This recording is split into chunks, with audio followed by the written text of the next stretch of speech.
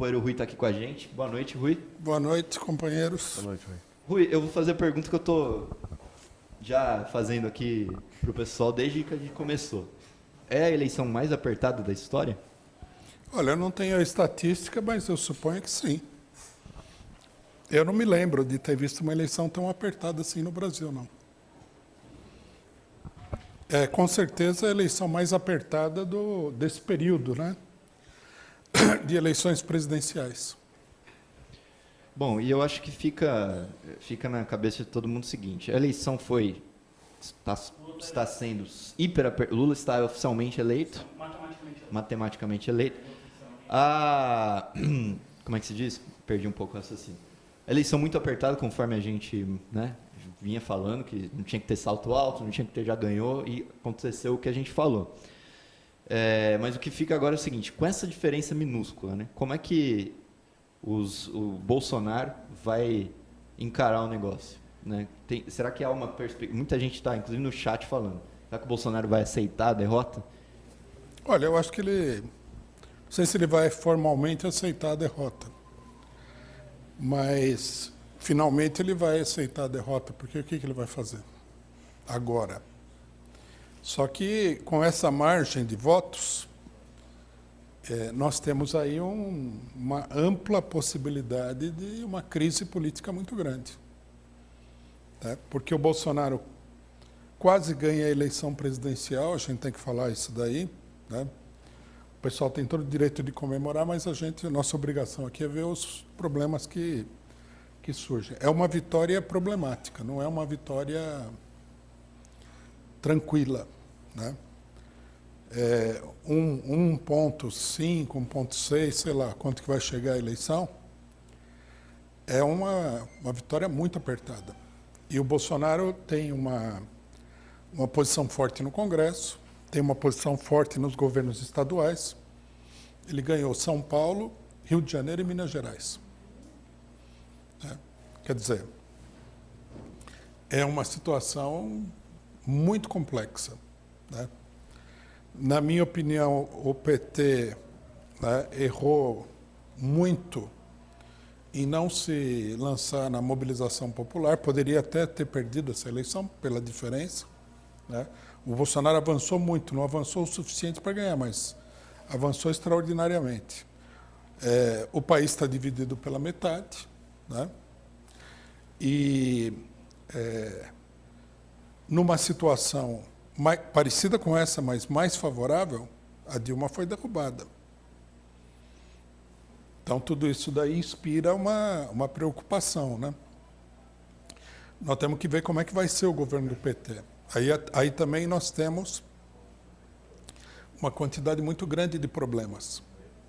O PT ele montou uma caravana eleitoral aí que tem todo tipo de coisa estranha, né? E, como a gente vê no resultado, essas coisas estranhas aí não ajudaram muito o PT, não. Né? Veja só, o PSB não garantiu a situação do PT em lugar nenhum do Brasil. O PSB de Pernambuco, que foi onde houve uma crise política, apoiou o PSDB desde o começo. A Simone Tebet, ela fez campanha em tudo quanto é lugar, menos no lugar onde ela tem um pouquinho de voto, que é o Mato Grosso do Sul, onde o Bolsonaro arrasou. O Alckmin era para garantir a vitória do PT no interior de São Paulo. Foi acachapante a vitória do Bolsonaro. Então, o PT herdou aí uma trupe, né? A palavra aqui corresponde bem, que vai causar muito problema e que não acrescenta nada na realidade. Agora, eu acho que todos aqueles que, como nós, batalharam pela vitória do Lula, têm que comemorar a vitória, logicamente.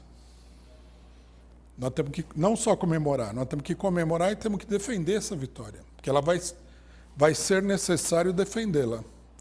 Eu acho assim, né? É bem provável que o primeiro momento seja um momento de aparente tranquilidade. Mas mais cedo ou mais tarde isso aí vai se desenvolver como uma crise política, não há dúvida nenhuma. É meio digamos assim, um pouco jogar água no chope do pessoal que está festejando, mas, né, não dá para a gente aqui fazer o papel de torcedor. A nossa função aqui é ver as coisas com clareza e esclarecer, né? Eu acho que nós temos todos esses problemas. A formação do governo vai ser um problema. Lula vai enfrentar várias batalhas aí. E, logicamente, na medida em que ele agir, né, contra os interesses do grande capital, em favor dos trabalhadores e contra o imperialismo, nós vamos estar dando apoio a ele nessa luta, né, nessas condições, logicamente. Rui, como é que fica, agora que você falou no imperialismo, né? Como é que fica justamente essa situação? A gente viu nos últimos dias esse apoio, que a gente não sei nem se dá para chamar de apoio, mas essas manifestações, né, do imperialismo. Teve até super-herói da Marvel, sabe aquelas coisas que a gente vê muito, né, aquela movimentação do imperialismo, quando eles estão com alguma preferência, querem manifestar alguma opinião. Como é que fica isso daí em relação ao resultado? E se esse resultado, essa diferença pequena, tem alguma relação com isso, né? Porque eu acho que vai ter muita gente falando, não, esse apoio foi significativo para o Lula ter ganhado a eleição, talvez. Eu acho que vai aparecer essa interpretação, né? Vai ter gente que vai falar que a Simone Tebet fez a diferença aí. Não é muito normal que a gente pense assim, mas enfim, outros vão falar que foi o Alckmin, outros vão falar que foi o New York Times, sei lá. Porque no mundo tem doido para tudo quanto é coisa. Não foi isso daí, não está muito claro o que aconteceu, né? Como é que o Lula conseguiu essa vitória? Porque o PT foi muito mal na campanha no segundo turno. Melhorou em relação ao primeiro, mas não era suficiente, na minha opinião, para enfrentar o rolo compressor bolsonarista, que teve coação, teve operação agora da Polícia Rodoviária, teve um monte de coisa. Então a gente teria que ver, né, de onde que saiu essa diferença exatamente. Eu acho que a gente tem que analisar cuidadosamente a eleição em alguns lugares, por exemplo, Minas Gerais, né? Como é que o Bolsonaro não ganhou em Minas Gerais? Quem que garantiu a vitória do Lula em Minas Gerais? Claro que muita gente vai falar o seguinte, que não, é o apoio popular. Tudo bem, o Lula tem um apoio popular imenso, mas apoio popular só não ganha eleição. A eleição não é uma coisa... como é que se diz? Uma disputa, um registro limpo e honesto da opinião do povo. A gente viu que teve muita manipulação. Bolsonaro teve que apelar para um verdadeiro golpe eleitoral, que acabou fracassando, mas estava em marcha, né? Então a gente teria que analisar cuidadosamente esses dados aí para ver o que foi que garantiu a vitória do PT, uma vitória muito apertada. Nós temos aqui uma pergunta do superchat do Franklin Limeira. Rui, você acha que tem chances do Bozo ser preso? Eu acho difícil. Pode ter muita briga aí, mas eu acho difícil. Veja bem, né? O pessoal tem que acompanhar a evolução da posição da burguesia em geral em relação ao Bolsonaro, né? Antes da eleição, né, o STF, o TSE, o Alexandre de Moraes, estava aí, né? Teve muita gente, inclusive, que caiu no golpe de falar que ele era o... Teve gente que falou, veja só, que a única barreira que existia, né, entre uma ditadura declarada e a democracia era o Alexandre de Moraes. Na eleição, o Alexandre de Moraes lavou as mãos, né? Então, nós temos que levar essas coisas em consideração, né? Não acho que a burguesia vai partir para cima do Bolsonaro com tudo, não. Pode ter crise, lógico, sempre tem, né? O mundo é muito complicado e a situação política é muito volátil. Mas o que nós vimos hoje, todos vimos, né? O pessoal protestando contra essas blitz da Polícia Rodoviária Federal nas estradas e o Alexandre de Moraes declaradamente lavando as mãos, falando que estava tudo bem, que estava tudo certo, quando é óbvio que não estava tudo bem. O negócio é o seguinte, né? Vamos deixar claro. Não é para fazer blitz no dia da eleição. Nem dentro, nem fora das cidades. Isso é totalmente irregular. Totalmente. Né? E o Alexandre de Moraes concordou com tudo. Então, isso aí não indica que o pessoal vai para cima do Bolsonaro para prender ele. Acho que vai ter muito jogo de cena, vai ter coisa dali, coisa daqui, mas nós temos que lembrar o seguinte, Bolsonaro sai da eleição com a segunda maior votação, né, numa eleição presidencial de todos os tempos, só inferior à votação do Lula nessa eleição. Quer dizer, você botar esse homem na cadeia aí é complicado, né? Rui, vou perguntar uma coisa que eu perguntei para você, acho que no primeiro turno, né? Só que eu acho que agora faz mais sentido fazer essa pergunta.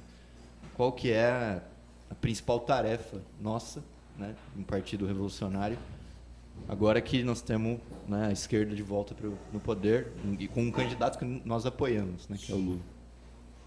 Bom, o nosso apoio ao Lula foi um apoio crítico, e a nossa posição diante do governo vai ser uma posição crítica também. Nós não vamos apoiar o governo sem mais nem menos, não é isso. Nós vamos apoiar todas as medidas que realmente tiverem um caráter progressista. E nós vamos combater aquilo que a gente achar que vai no sentido contrário. Eu acho que esse posicionamento nosso é um posicionamento construtivo. Né? Nós não vamos, por exemplo, fazer campanha junto com a direita e tal, né, para desestabilizar o governo Lula, como fez uma boa parte da esquerda, Boulos, PSTU, PSOL, etc. e tal, com a Dilma. Não vamos fazer nada disso, mas a nossa posição vai ser crítica. Vai ser crítica principalmente no seguinte, nós achamos que o PT, o Lula, deve enfrentar as coisas que vêm pela frente. Então, nós vamos estar aqui, né, enfrentando os mesmos problemas e sendo crítico da maneira como é enfrentado. Nós temos que fazer um balanço crítico da eleição. Essa eleição foi por um triz. Isso que é a realidade. Né? Nós falamos o tempo todo, a situação é perigosa e tal. Felizmente, né, no final, o Lula ganhou a eleição. Para mim, né, é até um pouco misterioso por que ele ganhou a eleição. Porque o rolo compressor bolsonarista era muito forte.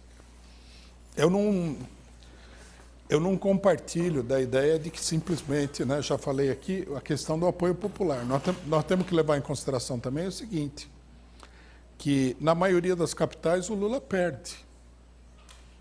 Quer dizer, onde tem a população mais organizada, mais politizada, o Lula perde. Uma das grandes exceções é a cidade de São Paulo, né, que reafirma, né, a sua posição como sendo uma cidade que tem um posicionamento progressista. No interior, não. E no interior a gente tem que ver também, né, como foi o voto nas maiores cidades do interior do estado de São Paulo. Então, nós vamos ter que ver tudo isso, nós vamos ter que acompanhar, nós vamos ter que analisar, entender aí as coordenadas que estão colocadas, porque elas são fundamentais para entender o embate que vai se dar. A burguesia e o bolsonarismo, de um modo geral, eles vão fazer essa análise. Né? Vão analisar que tipo de apoio que o Lula tem, a falta de apoio, né? O fato de que o apoio maior não é nas capitais, é uma deficiência, porque se houver um ataque contra o governo Lula, é preciso mobilizar o pessoal das capitais. Não adianta nada mobilizar o interior do Maranhão, você entendeu?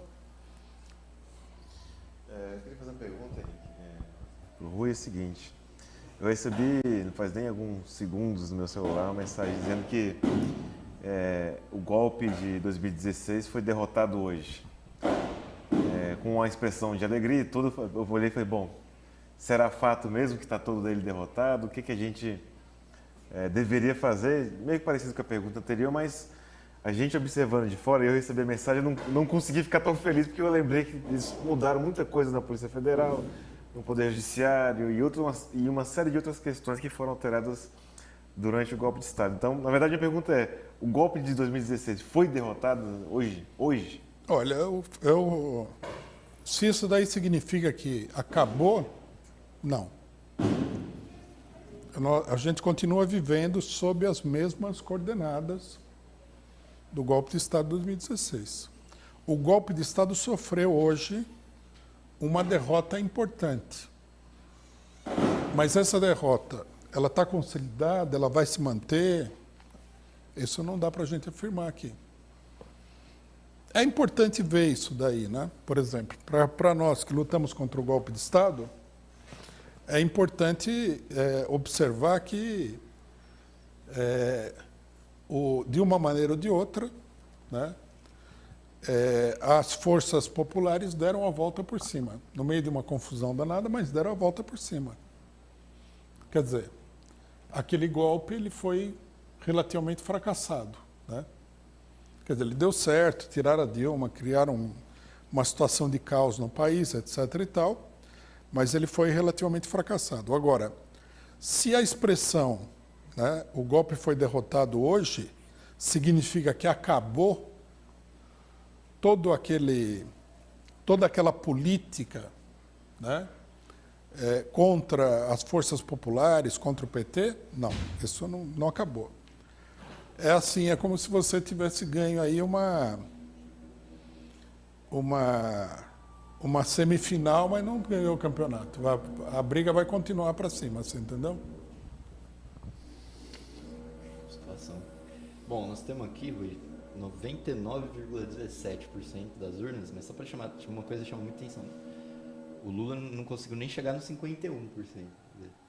É tão apertada a votação que não conseguiu chegar no 51%. É quase aquele negócio do 50% mais um voto, né? Assim, de tão apertado que é. Você tem alguma pergunta? Tem superchat. Vou ler Aqui, algumas pessoas fizeram perguntas, né? Mas vamos agradecer a companheira Donise Meirelles, que mandou um superchat dizendo: orgulho do PCO, parabéns, obrigada sempre. Obrigado, companheira. O companheiro Kratos mandou um superchat, obrigado. O companheiro Franklin Limeira, a gente já fez a pergunta dele, né? Ele mandou um superchat falando: Rui, você acha que tem chances do Bozo ser preso? Obrigado. O Juraci Baena mandou um superchat falando: valeu PCO, empurrou o Lula e este 1% ele conquistou do jeito que sabe, nas ruas e no vermelho. Obrigado, Juraci. O Carlos Adusto se tornou membro do canal, valeu, obrigado, camarada, novo membro. A Priscila Duarte também se tornou membro, valeu. Ou ela mandou um superchat, na verdade, li errado aqui. E ela falou o seguinte, ela já é membro por um mês, ela falou: Lula precisa de povo na rua para governar, e o PCO e o povo brasileiro estão prontos para defender o governo Lula nas ruas. A luta tem que continuar, companheiros. Obrigado, companheira Priscila. A Silvia Mirro também mandou um superchat com uma pergunta, falando: Bolsonaro pode tentar a manobra de Trump? Não, eu acho que esse negócio do Trump é um mito. O Trump não fez nada, né? Aquele negócio da invasão do Capitólio é uma coisa que, na política mundial e na política nacional brasileira, acontece volta e meia. O pessoal invadiu o Congresso Nacional Brasileiro, foi invadido umas 100 vezes, desde a Constituinte de 88. Isso aí foi muito exagerado, como propaganda e tal, foi usado aqui. Eu não acho que... O Bolsonaro, eu acho que ele não vai chegar e falar assim: foi tudo justo, foi tudo honesto e tal. Ele vai desqualificar a eleição. Mas não há golpe, né? Ninguém viu essa mobilização golpista. Então, eu acho que eles vão, digamos, dar um passo atrás para se recompor e vão partir para uma ofensiva contra o governo PT. Vão esperar o melhor momento. Isso eu acho que sim. Isso eu acho que vai acontecer. O Cotonete de Privada do STF mandou uma pergunta aqui. Como explicar a votação de 70% do Bolsonaro no Acre e em Roraima? Valeu, obrigado pela superchat. Bom, é importante lembrar que o Acre é o estado da Marina Silva, né? Ela se elegeu em São Paulo com o voto do PT, mas não conseguiu voto nenhum no estado dela. É o perfil dos apoiadores do... Esse voto de 70% é que o Acre é como vários estados brasileiros, existe um controle muito grande de uma oligarquia política e econômica, né? Por isso que eu digo, é estranho o que aconteceu em Minas Gerais, que Minas Gerais é conhecidamente um estado oligárquico, né?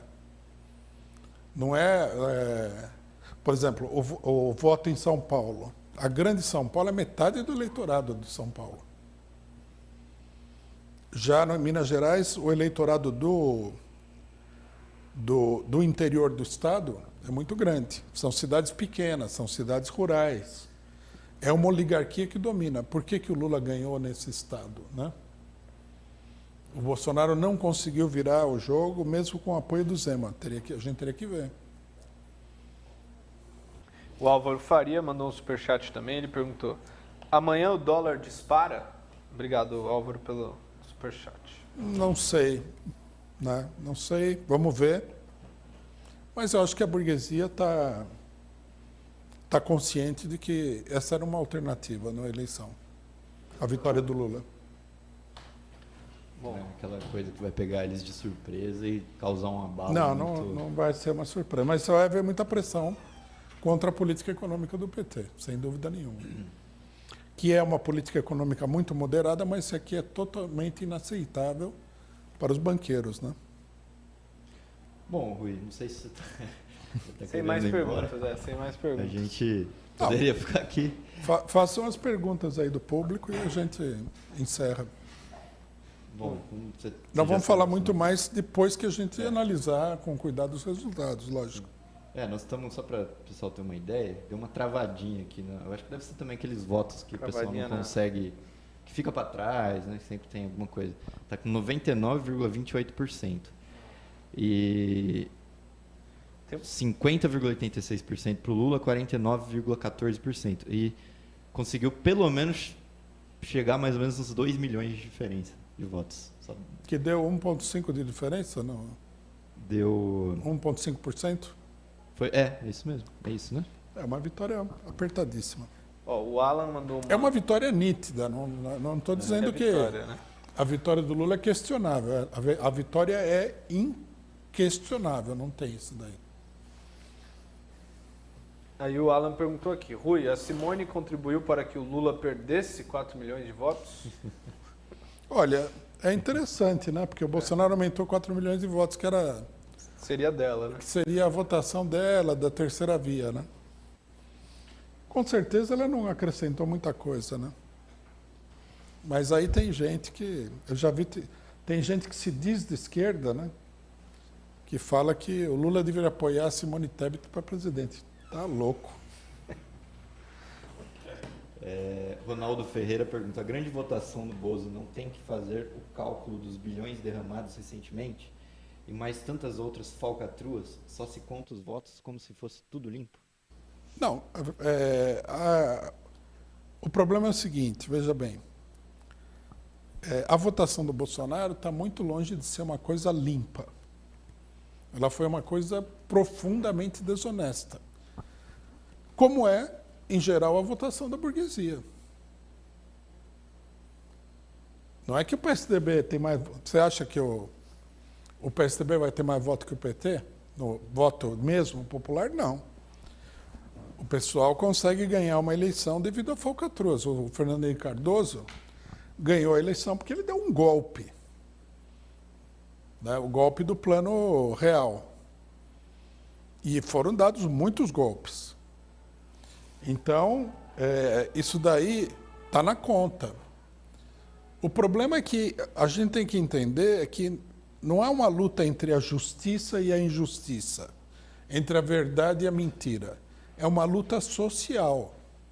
E na luta social, esses são os meios que a burguesia tem para controlar o país. Esse rolo compressor. Né? Quer dizer, nesse sentido, a burguesia mostrou força. Comprou voto,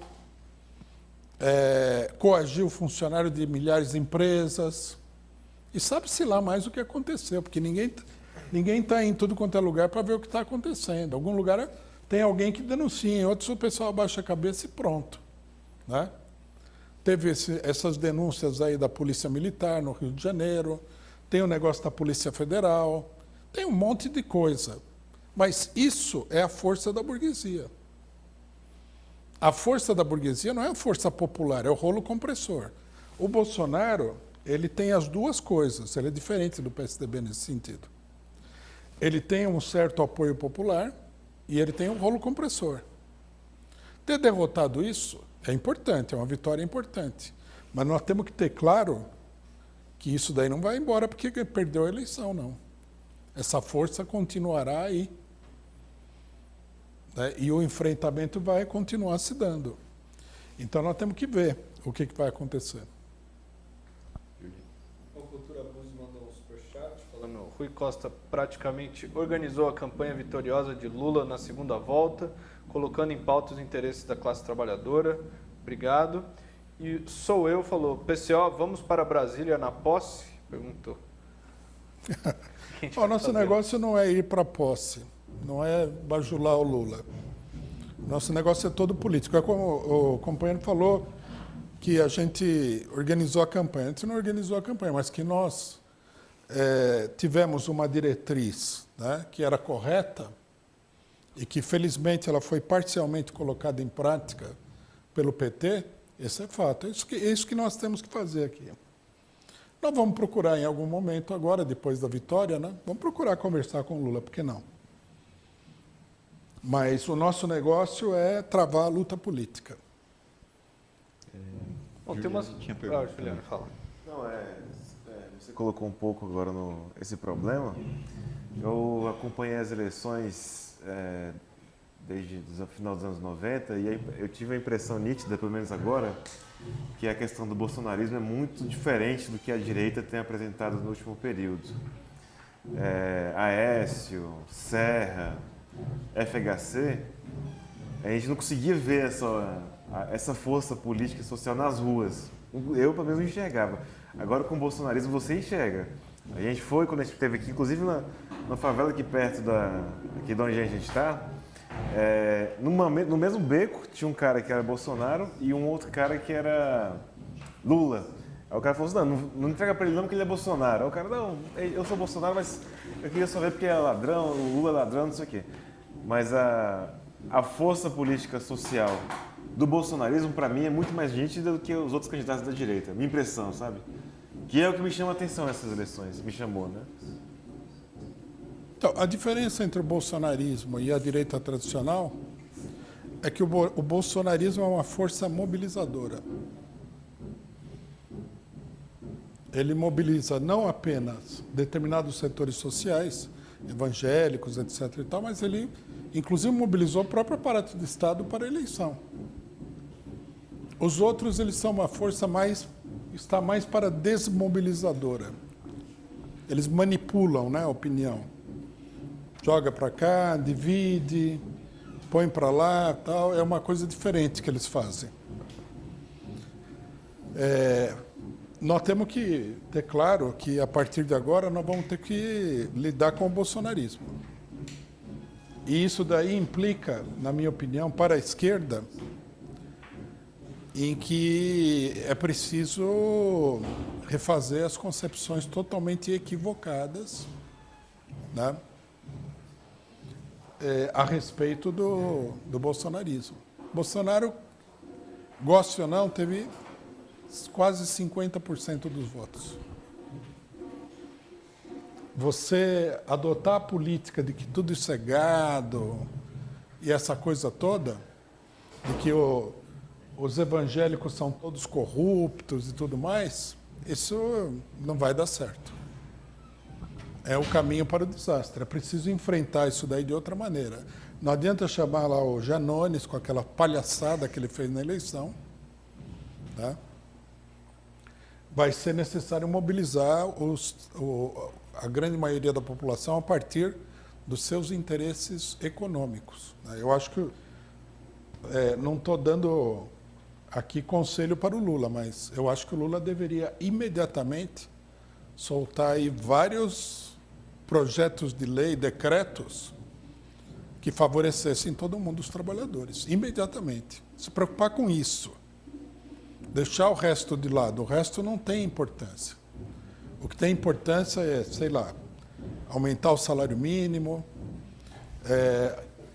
ter uma política para recuperar os direitos perdidos dos trabalhadores, imediatamente colocar o negócio que ele falou, do novo Bolsa Família com os dependentes. Eu acho que até 6 anos é pouco, deveria aumentar isso daí.